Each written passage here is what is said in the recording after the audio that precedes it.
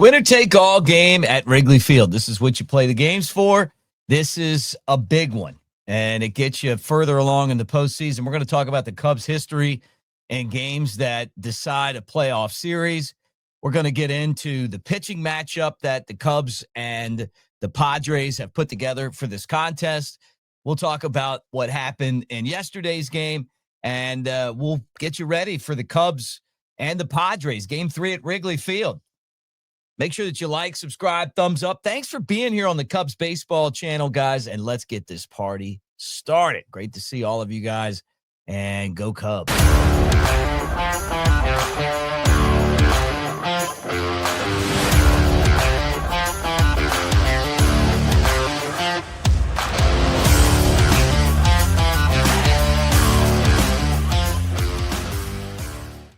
What do you say, everybody? Mick Gillespie, Cubs baseball channel. Good to see you today. This is a big game. This is a colossal matchup, and there's a lot of them around baseball because the wild card games have been really fun.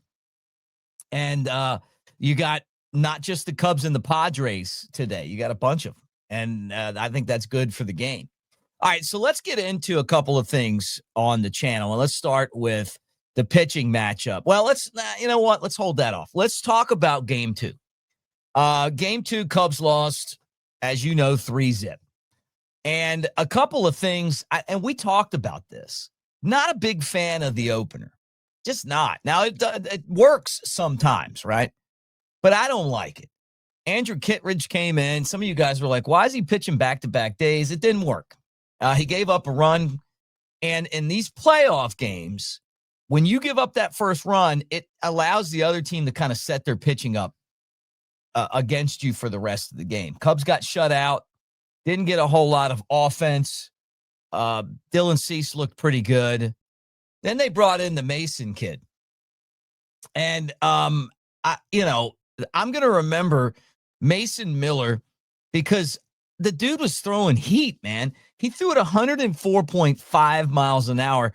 That's the fastest postseason pitch ever tracked. That's crazy to me. You know, I've had this conversation with former Cub Jody Davis about these guns. They seem to be like, maybe they're closer than they used to be. There's just no way that some of those guys that were throwing gas back in the day weren't throwing it this hard. Nolan Ryan, these guys, Randy Johnson, these guys were throwing it like this. But look, however they do it, the guy threw 104.5 miles an hour. Poor Carson Kelly was up there. You talk about getting blown away. Got blown away. Padres, that's their strength. They have the best bullpen in baseball. You don't want to get to the bullpen trailing and have to come from behind. And the Cubs caught some bad breaks. But at the end of the day, Cubs got to get the offense going. And this was the thing I worried about with this team all season long. They started out the year like a ball of fire. And then when Kyle Tucker got hurt, things kind of tailed off. Seiya Suzuki got an extra base hit in the game. I think he's still on it. Nico hit the ball hard, didn't get anything for it, but hit it hard. Pete Crow Armstrong's got to do a better job. He's got to get some hits. We need him right now.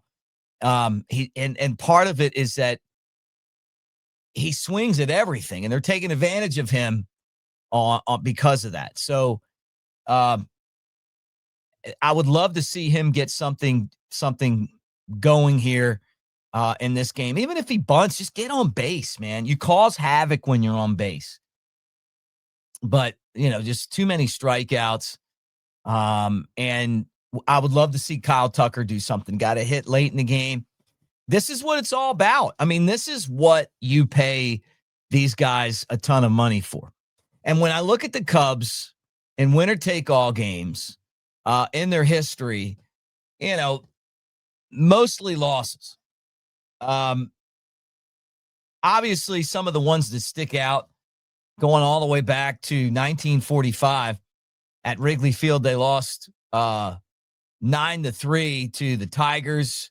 Yeah, I mean, none of us were really around for that. Maybe some of you guys. 84 Rhino, and this season, this playoff runs for Rhino, right? Lost to the Padres 3-2. Wouldn't it be great if the Cubs paid him back and got those guys. That was at old Jack Murphy Stadium in San Diego, 2003. The loss to the Marlins to go to the World Series 9-6. Game 6 was the Bartman game. Game 7 was, I didn't watch, I've told you guys this, I didn't watch Sports Center because I just couldn't, I couldn't bear to think about sports after that loss. As a matter of fact, I thought that I might never watch sports again. I was sickened by that series. Yeah, and that one hurt a lot. 2016, hey, Progressive Field, 8-7, won the World Series. That one was awesome. 2017 had the series against the Nationals. Cubs won a thriller there. And then 2018 lost to the Rockies, and you know how it's been lately, right? So the last win was 2017 in that winner-take-all game, and this is a winner-take-all game. It's at Wrigley Field. You have the advantage there, and the Cubs got to get the offense going. And I'll tell you, the Padres set themselves up in the first inning, got a couple of men on base, and then the double steal, then a sac fly, and all of a sudden you're up 1-0. You got to get runners on base to be able to do that. And for the Cubs, they just did. And then Shota comes in, and he's just not as effective right now as he was at the beginning of the year last year. He's given up too many home runs.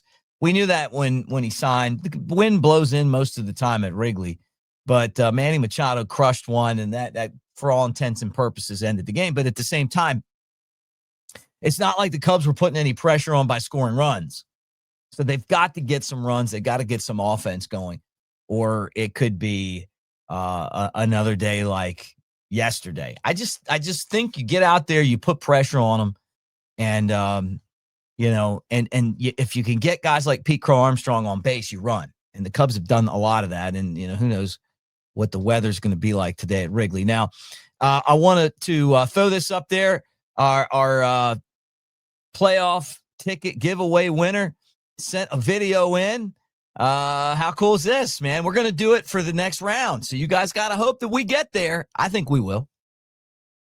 I want to say a special thanks to Cubs Baseball Channel for the free tickets. Rock on, go Cubs. All right, there you go.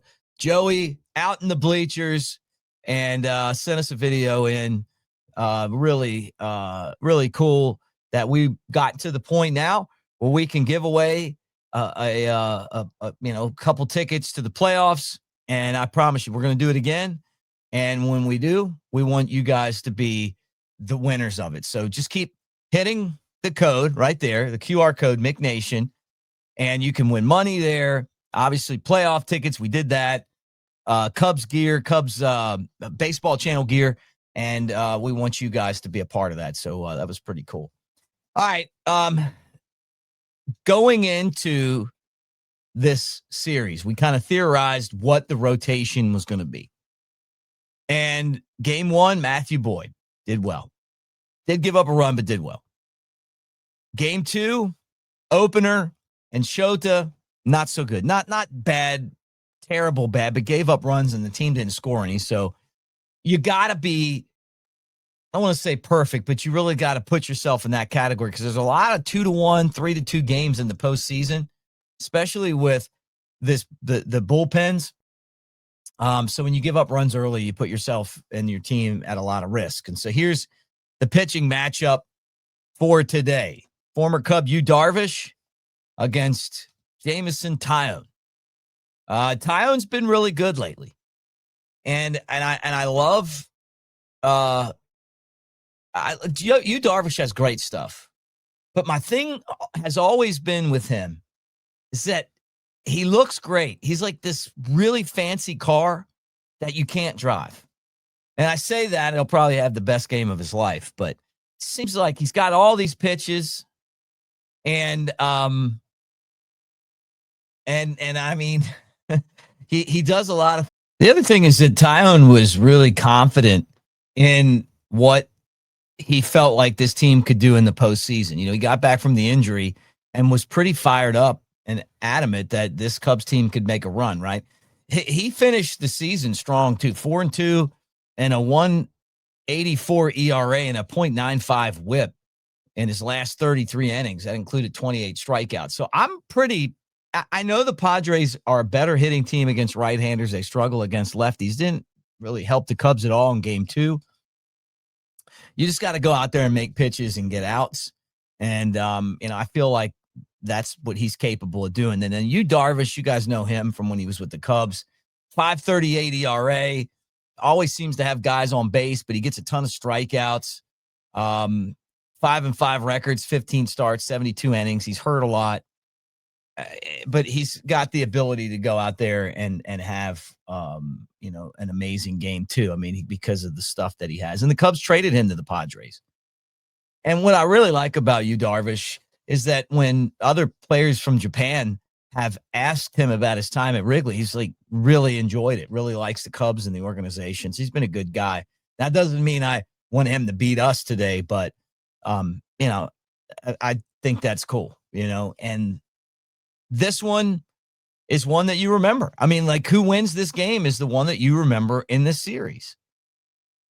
Now, nobody's going to remember game 1 if you lose the winner take all game, but you'll remember what happens in this game. And big players are supposed to show up in big games. So for the Cubs, Seiya Suzuki, Kyle Tucker, Pete Crow Armstrong, those guys got to perform. They got to make it happen. And I'm not trying to say, hey, put pressure on yourself, but those are the guys that led the Cubs offensively, and they're the guys that the Cubs are going to have to turn to here to try to get this thing done. So Cubs win. Hey, we're going to do another giveaway of tickets for the next round against Milwaukee. Fingers crossed. I think that they got to go out there and score first, and they haven't done that yet in this playoffs. Figure out a way to get some guys on base, run, and make some things happen. And, and hope you don't get some bad luck. Did anybody watch Javi Baez in that Tigers Cleveland Guardians game? He gets a bases loaded hit. They throw the ball to third base. The guy's called safe. 2-run score. They go to the replay, and they say that the runner was tagged out at third. They take a run off the board. Every angle that we saw, it was too close to call. They still called him out. And, and you're looking at it, and you're like, man, I just don't see it. Now, maybe they have a replay view that we didn't have, but just some bad luck. I mean, even the replay can kind of be, something that doesn't help you out a lot. Hey, as you guys are here, please like and subscribe. Go Cubs Go. Share with your Cubs friends. Thank you for being here and part of our channel. We've had a ton of growth this year. And look, we win this game. Jump on and celebrate as soon as it's over. Maybe do a live show. And if we lose, it's going to be tough. It really is. Because now you're starting to look at the offseason, what the Cubs are going to do, who's going to sign. I mean, it's final. Right. And that's the tough part about it. Not just that you don't advance, but that the season's over. And when Matthew Boyd was crying on stage the other day, he was crying because he understands that this part of his career, that every season is a different group. It just is. You hardly ever, if ever, have most or all of the team come back. Sometimes it could be role players. Sometimes it could be star players. Guys retire. I mean, look at the Cubs in 2017. That didn't have David Ross on that team. They didn't have Dexter Fowler. You lose some of those guys, right?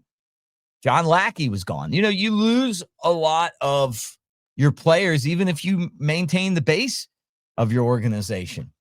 And the older you get, the harder it is to kind of deal with the fact that life is like that. And I hope he gets another chance to pitch. I really do. I've enjoyed watching him and this team. And so fingers crossed that they go out there and get the job done. But thank you guys for being on the channel again. Let's hope that maybe the opener move backfired in game 2, going straight in with Taillon in game 3. I think that's the right play, and we'll see what happens. But thank you guys for being here, and fingers crossed, go Cubs go.